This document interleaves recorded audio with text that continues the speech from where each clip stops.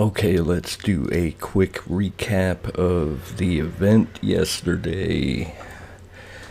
Hamdi won a split decision over Jamal Pogues. Jamal was my pick on Tapology, and I think Jamal got robbed, and I think a lot of you saw that happen. And let's just move on. I did not have a bet on this fight.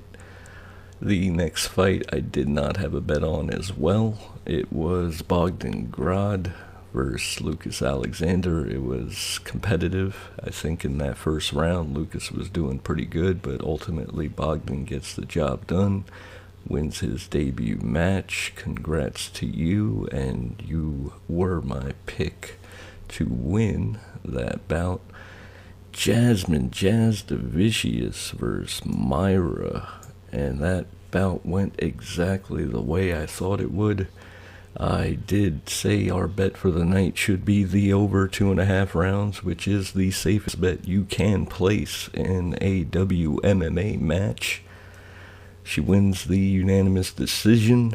Jasmine moves up to 13-3, and Myra is now on a 3-fight losing streak. Our next match was Terrence McKinney versus Damir Hadzovic, and thank you, Terrence. You actually were a shining light for me. The bet was for McKinney to knock out Damir, and that's exactly what happened in round 1. And Terrence, you did what you had to do. Proud of you. Glad you got the job done. You got my bet won. You were my pick to win. And yeah, moving on to Shamil Gadziev, our second heavyweight bout of the night versus Thomas Peterson. I had a long shot bet going for Peterson. I picked him as the underdog. I actually got in on the action at plus 280. And yeah, it was a one-punch knockout for Shamil at the 312 mark, I believe, in the fight. And yeah, it was a one-punch right. Peterson, you did not fight the way I thought you should have. You did take him down. The problem is you let him get back up, and we saw what happened. So that was a loss for me. I went with the underdog Peterson. He gets knocked out in round 1. Next fight I said would be competitive. It was Imavov versus Konofsky. It was a competitive match. I actually placed a live bet on this and lost because I thought that Imavov was going to get a knockout. Right before the fight started, I started to get this feeling like that's what was going to happen. It didn't, but Imavov gets the win. You were my pick to win. And on to the fight I went back and forth on all week, and it turns out I should not have changed my original pick on Tapology.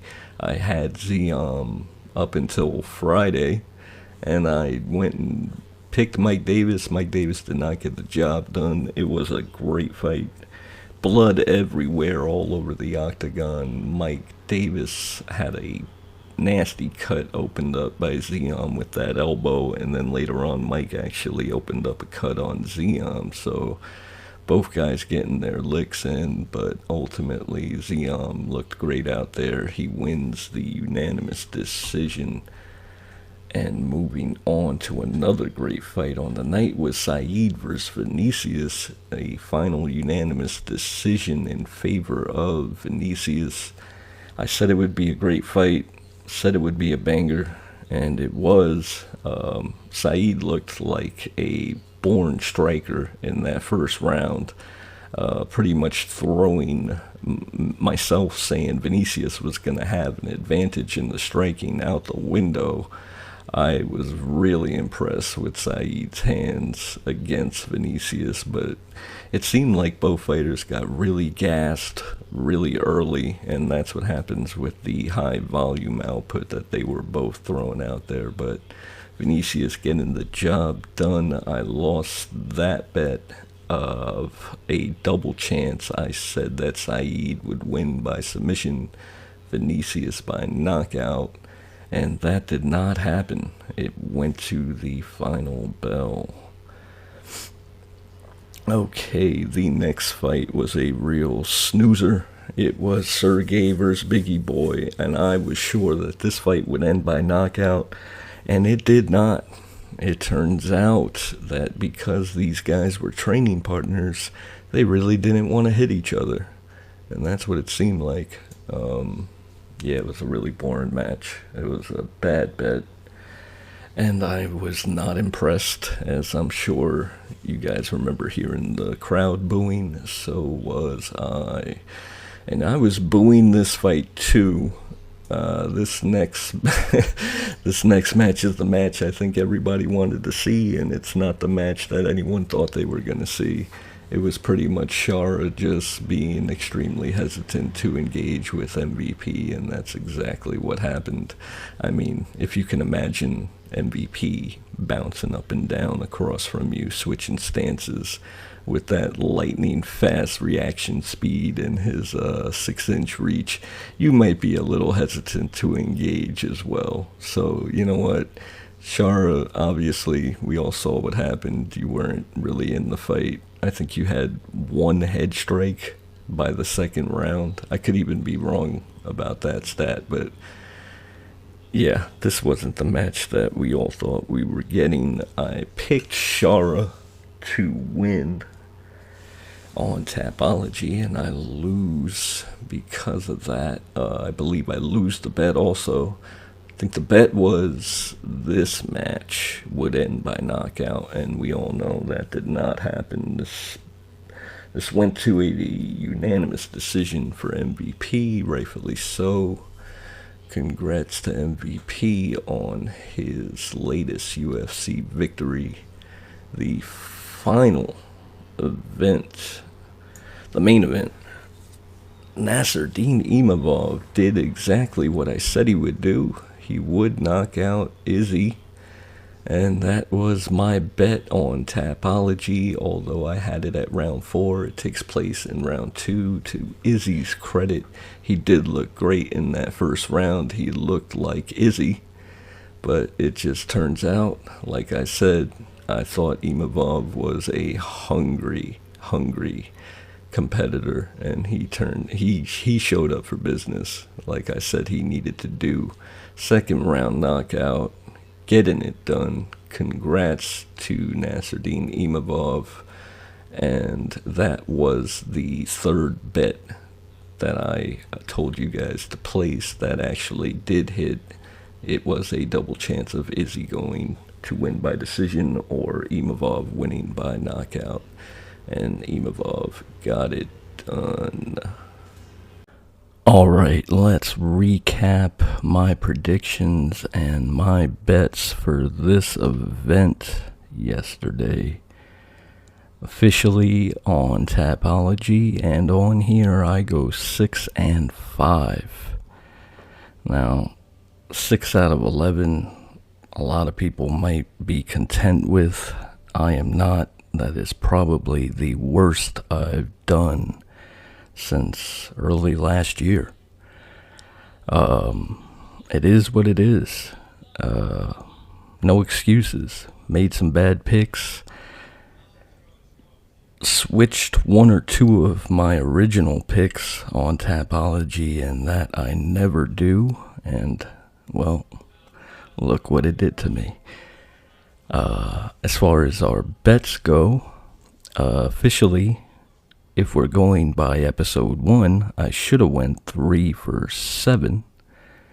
But because of my live bet that I did during the event, and my bad, I switched the Sergey Pavlovich bet from Pavlovich and Biggie Boy ending as a knockout to Sergey winning. It was a double chance bet, Sergey to win by knockout or by decision, and I actually ended up winning that.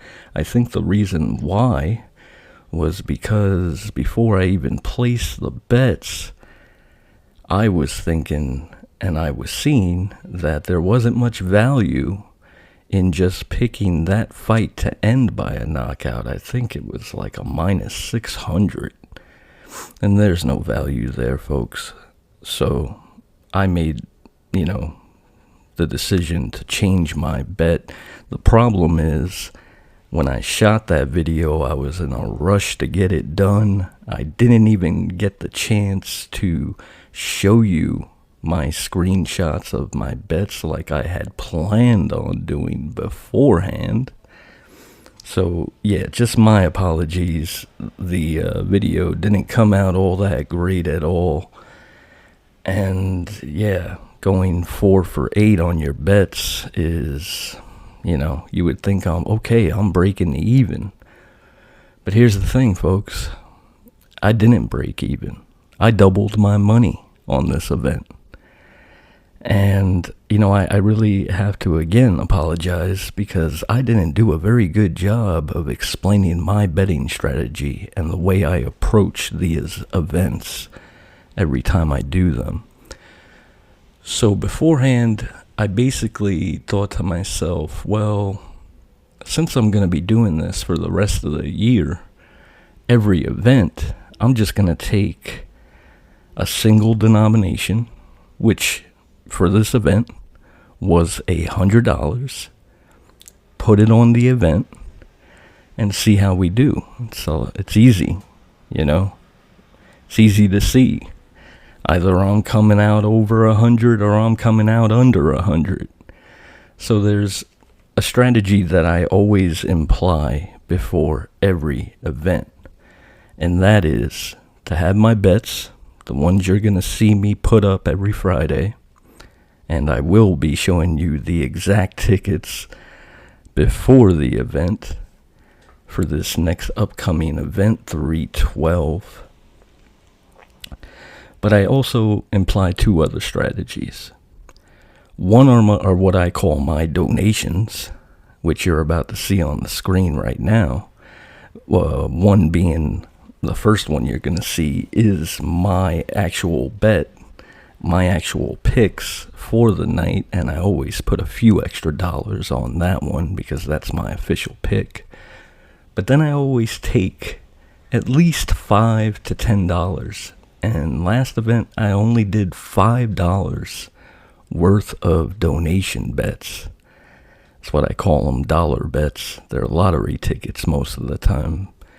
I've been doing this for a long time. And I can tell you that when I was on Reddit last year, I started to get quite a following from people. Because people saw that, hey, this guy's almost hitting at every damn event with his donation bets, going 12 for 13, 11 for 12, 13 for 14. I hit that twice last year, and I did predict an event completely last year on Reddit, going, I think it was 11 for 11, like this event was. It was 12 fights on the card, but one of the fights got ruled out as a no contest. So that dropped the value a little bit. But I remember on that particular donation, I think I was running like $3 bets. And I had like 10 of them going. So I'm going to make sure that going forward, you guys see my donation bets and you see my bets that I place on Friday. Now, as far as my live betting strategy, which I always incorporate, because there's certain times when I'm watching a fight or I'm watching an event and I see 2 fighters coming up and I say to myself, you know what? I get a feeling about something, and boom, like check out this ticket that I got a couple of weeks ago. Fatima was coming out and I said, you know what? Fatima's going to knock this girl out. I'm going to fade my own over 2.5 bet that I usually have on a WMMA match and throw up something like this and make money off of it. But here, I want you to see the donation bets that I had, and yeah, take a look at this one, the 5th donation bet, and in case you don't realize it, that's the event, folks. That's a 40,000 plus odd bet that hit. Let that sink in. Your boy, on his first episode, called the event 11 for 11 on this ticket. Now, take a look at this screenshot and realize the predicament I was in. And I want you to think about my perspective now as you look at this. You can see from my bets, 10 fights had already surpassed. Total you see up at the top of the screen is exactly what I had left. I was prepared for this to be a losing night. It certainly looked like it was going to be one. And I got this bad boy going on. And I say to myself, if I let it ride, I can almost quadruple what I put into this. But I played it safe. I took the cash out right before the Imavov fight. Of course I regret it now. But at the time, it seemed, and I do believe it was the smart move to guarantee doubling my money and taking that out. But obviously it wasn't the right move. I should have trusted my instinct. I'm usually money in the main event. I was telling my wife, I don't think I can even recall the last time I lost a main event prediction. And neither she couldn't either. She watches all of these events with me. She sees what I do. And yeah, look at it, folks. That's a 40,000 plus odd bet. And I hit it. Now, can you imagine? Just imagine this for a second. If I added just a 0 to each one of these donation bets of mine, they're offering me close to $1,600 after MVP beats Shara Bullet, instead of the 159 and potential 406 payout on a dollar bet. So, yeah, food for thought. If that had been $100, in case you don't know, that's a $40,000 ticket right there. So, like I told you guys, I'm going to be transparent. I'm as real as it gets. People that know me will tell you I'm a straight arrow. When I tell you I'm going to do something, I'm going to do it. And it's going to get done to the letter. Now, I realize with live betting going on during every event, I can't be transparent about those bets. But, hey, I'm a real one. If I lose a live bet, I'm going to flash it on the screen and I'm going to tell you I lost a live bet. And that's just the way I am. And that's just the way I'm going to continue to be. And that's the goal of me doing this, is to just be transparent, not only with you, but for myself. And next event could be a losing one. And I could lose money. And I'm going to show you that I did. And if that's what ends up happening, that's what ends up happening. All right, folks. That's the recap vid for the night. UFC 312 next Saturday, February 8th. Let's get this money. And I'll see you next time.